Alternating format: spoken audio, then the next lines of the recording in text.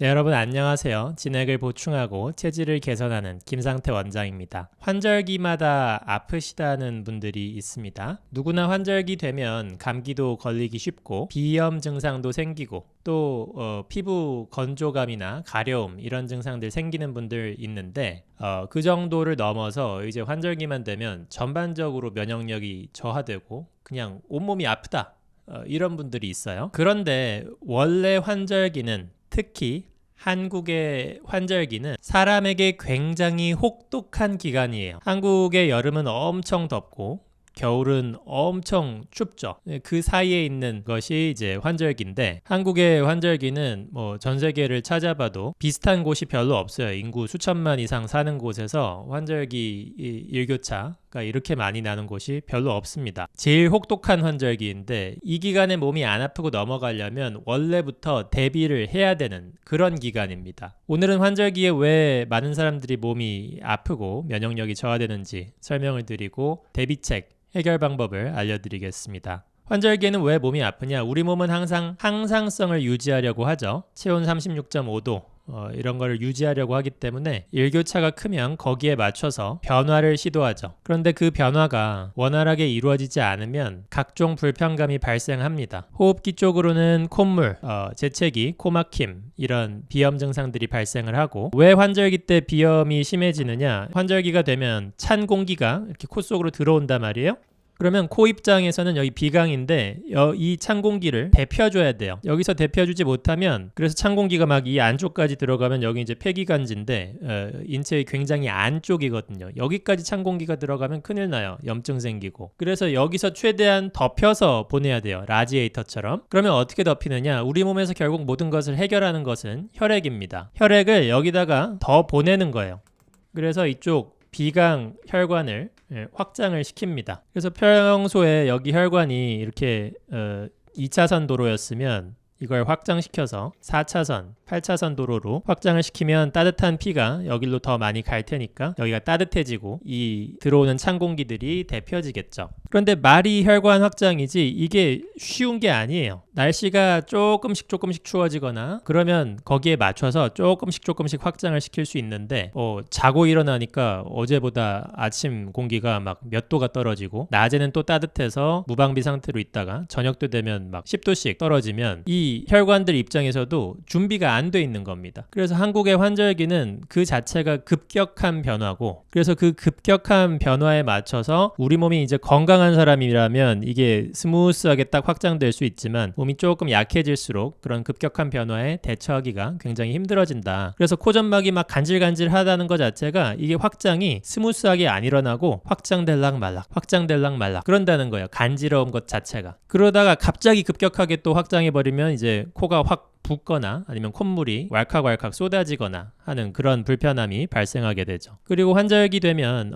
피부 건조감도 발생하기 쉬운데 피부가 건조해지니까 가려움증도 심해지고 건선, 습진, 대상포진 이런 질환들이 잘 발병합니다. 피부의 경우는 찬 공기에 노출이 되면 이제 열 손실을 줄이기 위해서 말초혈관이 좀 수축을 하죠. 혈관이 수축을 하니까 당연히 피부 쪽으로의 혈액, 진액 공급, 수분 공급량이 줄어들어요. 그런데 말씀드렸다시피 한국의 환절기는 일교차가 굉장히 크잖아요. 그래서 그 줄어드는 정도도 갑자기 확 줄여버리니까 몸에서 준비가 안 돼 있는 채로 피부 쪽의 혈류순환이 줄어들면서 건조감이 생기고 가려움증이 악화되고 그렇습니다. 이게 우리 몸에서 항상성을 유지하려고 하는데 신부체온, 여기 온도를 유지하는 것이 피부 쪽의 어떤 윤택함 유지하는 것보다 훨씬 더 중요한 일이기 때문에 피부 쪽을 그냥 포기해버리는 거예요. 환절기 같이 급격한 변화가 있는 시기에는 말이죠. 그래서 내 몸이 여력이 없으면 그럴수록 더욱 이런 급격한 변화를 견디기 힘들어지는 거고요. 원래 체력이 약하고 면역력이 약하고 전신의 심혈관계가 외부 온도 변화에 맞춰서 거기에 딱 적응해서 맞출 그런 힘이 없는 사람들, 이런 사람들은 환절기 때 단순히 이런 증상뿐만 아니라 전반적인 면역력 저하, 피로감 증가 이런 쪽으로 증상이 나타나는 겁니다. 자율신경이 급격한 변화에 맞춰서 내 몸을 변화시켜줘야 되는데 그게 안 되는 거죠. 그러면 환절기 때 어떻게 하면 덜 힘들 수 있느냐? 환절기 때 이렇게 힘든 원인은 무엇이냐? 바로 건조 때문입니다. 건조. 인간은 결국은 건조해지면서 노화되고 죽으면 완전히 흙으로 돌아가죠. 지구를 살펴봐도 습한 곳에서는 인간이 살 수 있는데 건조한 곳에서는 인간이 못 살아요. 건조한 곳이 왜 이런 급격한 변화를 견디기 더 취약하게 만드느냐? 지구를 살펴봐도 지구에서 일교차나 영교차가 제일 큰 곳이 어디예요? 이렇게 시베리아나 사하라 사막 같은 곳입니다. 시베리아는 무려 연교차가 연간 60도나 되고요. 뭐 여름에 25도, 30도까지 올라갔다가 겨울에는 영하 30도 막 이렇게 가는 곳이 시베리아죠. 그리고 여름 중에서도 낮에는 뭐 햇볕 비춰서 덥다가 밤 되면 쌀쌀해집니다. 그러니까 이게 이 열기를 머금을 수 있는 수분이 적은 내륙, 건조한 지역이라서 이런 현상이 발생하는 거죠. 사하라 사막도 마찬가지죠. 여기는 이제 위도가 좀 더 낮기 때문에 1년 내내 더운데 해 떠 있을 때는 막 40도 넘게 올라가다가 해가 지면 10도까지도 떨어져요. 이런 데서는 사람이 못 사는 거죠. 사하라 사막, 시베리아 같은 데는 뭐 대한민국 인구보다 훨씬 적은 사람들이 살고 있죠. 그런데 열대우림으로 가면 어때요? 열대우림은 낮에 덥지만 해가 떨어져도 그 온도를 유지해 줄 수 있는 수목이 많아서, 수목이 많다는 건 그 수목들이 수분을 머금고 있어서 그 수분이 열을 머금어 주니까 변화가 심하지 않은 겁니다. 그리고 뭐 한국이랑 근처에 있는 일본만 하더라도 이제 해양성 기후의 경향이 더 강해서 홋카이도 이런 데는 한국보다 눈이 올 정도로는 춥지만 비교적 따뜻한 그런 겨울을 가지고 있죠. 이게 다 물이 비열이 높기 때문에, 비열이 높다는 거는 그 온도, 물의 온도를 변화시키는 데 있어서 에너지가 많이 필요하기 때문에 항상성을 유지하기 좋다는 겁니다. 물이 많으면. 인체도 당연히 체액이 충분하면, 진액이 충분하면, 그리고 혈액이 전신 곳곳에 잘 도달하면 그만큼 항상성을 유지하기 쉬워지겠죠. 그래서 환절기를 더 쉽게 날 수 있는 방법은 바로 건조에 저항을 하는 겁니다. 뭐 간단한 방법 몇 가지를 말씀드리면, 일단은 비염 증상이 있으신 분들은 마스크를 쓰십시오.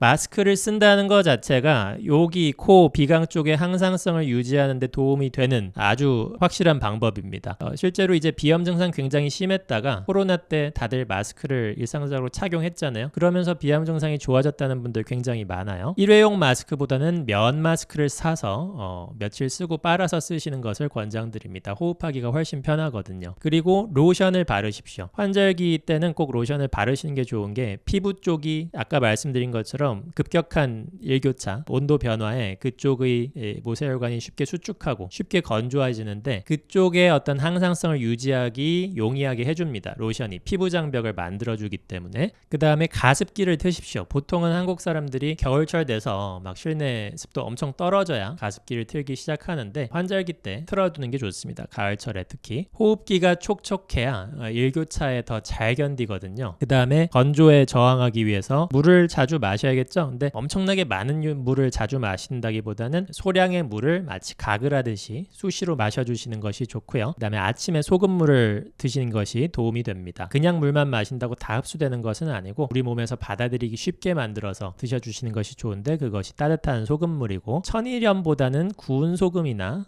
죽염이 좋습니다. 그 다음에 뭐 이거는 계절을 떠나서 늘 포함되는 건데, 진액을 소모하는 그런 행위를 줄여야 됩니다. 밤늦게까지 스마트폰 보거나 노심초사하는 것. 근데 이제 뭐 스트레스 자체를 안 받을래야 안 받을 수는 없잖아요. 그러니까 스트레스를 쉽게 이기는 그런 생활 습관, 매일같이 운동을 하고, 다만 환절기 때는 아침 운동할 때 찬 공기에 노출이 될 수 있으니까 저 같은 경우는 어떻게 하냐면 마스크를 쓰고 나가서 준비 운동 하다가 만약에 러닝을 하는 날이면 처음 한 3분 5분 워밍업 할 때는 마스크를 쓰고 뜁니다. 천천히. 그러다가 이제 좀 몸이 데워지고 하면 그때 마스크를 벗고 뛰든지 하는데요. 그래서 일교차가 큰 환절기에 불편감이 생기는 원인이 외부의 변화에 맞춰서 우리 몸의 자율신경계, 심혈관계가 확장되었다가 수축되었다가 하는 그 과정이 원활하게 이루어지지 않아서 문제인 거잖아요. 그래서 당연히 심혈관계를 강화하는, 그래서 평소에 내가 심혈관계를 확장시켰다가 쉬면서 다시 적당히 수축되고, 운동하면서 확장시켰다가 적당히 수축되는 이런 훈련, 그런 카디오 운동을 평소에 많이 해주신 분들이 환절기를 더 쉽게 날 수 있게 됩니다. 자, 오늘은 환절기에 왜 우리 몸이 아픈지,